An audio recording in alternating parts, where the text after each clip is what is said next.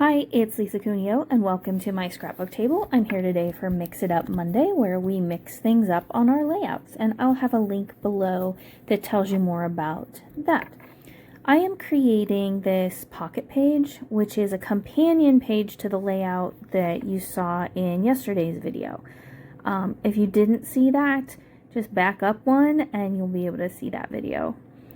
And I am decorating just one of the 6 pockets, and I decided I was going to make a shaker element for this pocket.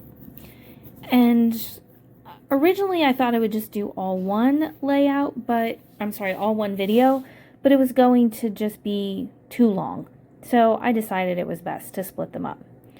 So here I'm thinking about what, if anything, I want behind the trees to create this background if I want something other than white. And I go through the 6x8 paper pad. I love these papers. And I think, yeah, here's what I choose. And while I do use that, I don't use it as you see here. Right now I'm just trimming it to a 4x6 and covering the white card, and that's not what I end up doing with it. But for now, that's where I think I'm headed. So I go ahead and glue this down. And I still have some trees from what I cut for the layout you saw yesterday. Those are from a Tim Holtz die. This die is a nested stitch squares die set from Close to My Heart. I love this. I have used it so much. I'm so glad I have it. It cuts out squares and stitched frames in a variety of sizes. I thought I had some acetate in my stash, and I still think that, but I can't find it. So I just pulled out this. This is one of Stampin' Up's little clear envelopes that you can actually use for in the mail. And while it's not as thick as acetate would be, it's fine for what I need. And especially because this shaker element, it's not going to be on a card going through the mail. It's going to be down inside a page protector. So it will be sturdy enough. I'm just going to add some glue around here. I am not very experienced in making shaker elements. I have done it a few times. So when I started here, I had no idea how it was going to turn out. But I decided I would see what happens and hope for the best. So I have this double-sided tape. It's too wide, so I'm trimming it down. And then it's still too wide, so I have to trim it down a little bit more. And I did cut some of this out, so you don't have to watch me cutting and trimming down the entire thing. And here we go. I have most of it trimmed. I'm just finishing this up and putting it on the back of the frame, on the back of the acetate there. And I just try to make sure any places where the tape meets that it's a nice, that they meet in a solid way, that there are no gaps. I had this one little spot to fill in and it worked out just right. So now I'm ready to think about what's going to go behind my shaker. And I think about putting the trees back there. And I do kind of like that. And I may do that again on a different layout for something else. I think seeing it now, I kind of like it better than what I ended up with. But that's how it goes. So here's where I decided I didn't want the black and white behind everything. So I just cut a small square. Here's a tray that holds most of my sequins and shaker elements, and I'm thinking about what colors will go well with all the papers.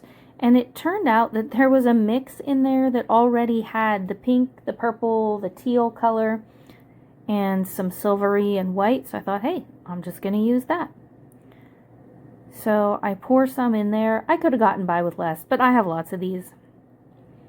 So I don't feel the need to be frugal with them. There was a little piece of fuzz down in here, so I'm trying to get that out. These are just clear. I added those for some sparkle. And then I have this little bag of snowflakes, little white snowflakes. So I add some of those as well. since this is a snowy, cold event I'm documenting. And I see how that looks. That's about right. So I use this my tweezers, stir them up a little bit, because there's not going to be a ton of room inside there for them to move around. Time to tear this off.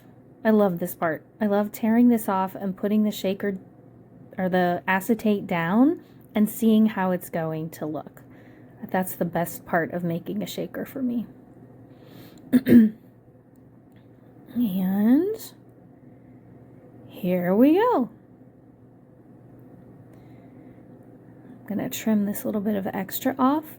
You didn't see it on camera, but I did add some spots of glue so that not all of the shaker bits fall down to the bottom. I like to do that when I make a shaker card so that there is some of the sparkly element all throughout the image or the shape. So I'm adding this on with the trees. I'm so happy with how that little shaker turned out. It's really sparkly and fun, especially in person. It looks really nice. So I decided to go through this pack again, and there is so much in this pack, so I didn't have you watch me sort through all of it, but I did pull out a couple of black and white snowflakes.